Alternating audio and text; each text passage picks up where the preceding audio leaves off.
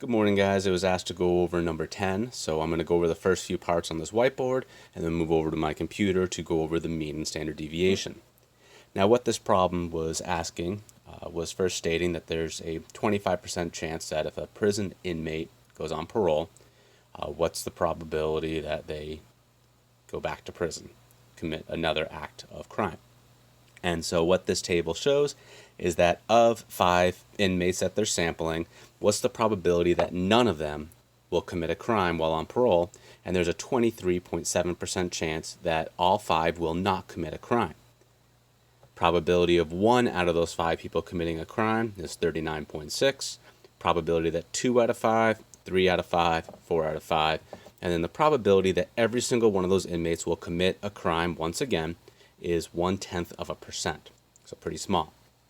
Now the first question is asking that what's the probability that one or more of the parolees will commit a crime while on parole?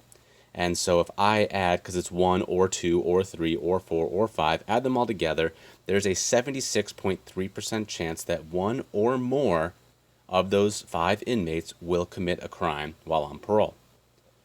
Now what about 2 or more? So that's 2 plus 3 plus 4 plus 5, so 36.8%.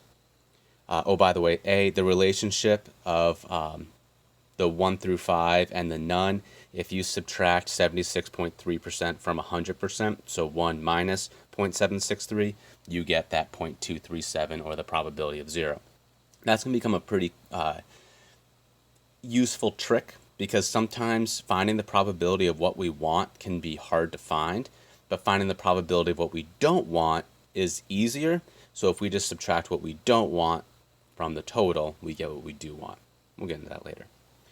C was asking the probability of 4 or 5, so that was 1.6%. So those are the 3 answers for the first few parts. Now let's go on to the calculator on my computer here. As you can see, I've already put in the information. I went ahead and did stat, and then edited the lists, and then plugged in 0, 1, 2, 3, 4, 5, and then as well I plugged in for list 2. Now I'm going to hit second mode to quit, and there are my 2 formulas, so the 1.253 and the 0.9698, etc. Now, just in case we need a recap on how to find those, I am going to hit second stat, and then I'm going to go over to math, down to sum, hit enter, and then I'm going to hit second L1. Let's try that again. Second stat, over to sum. I just hit number 5 there to skip on down. Second L1 times second L2, and close the parenthesis. Enter. So that was the 1.253. Now the other one took a little bit more time, but I'm going to go second square root, and then second stat, go over to math, down to sum.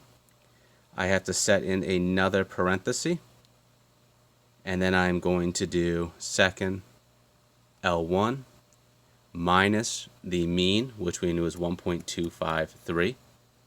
By the way, the mean is representing that we should expect 1.253 out of the 5 parolees to commit a crime while on parole.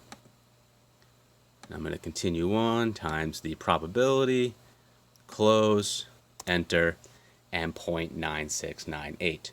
So to explain what these answers mean is that we should expect of the 5 parolees that 1.253, or about 1 of them, will commit a crime, which makes sense with our table. That's the highest probability, give or take about 1 parolee. So if we look at our table again, we're saying here, give or take 0 to 2. So 0, 1, 2 is going to be the majority of our probabilities.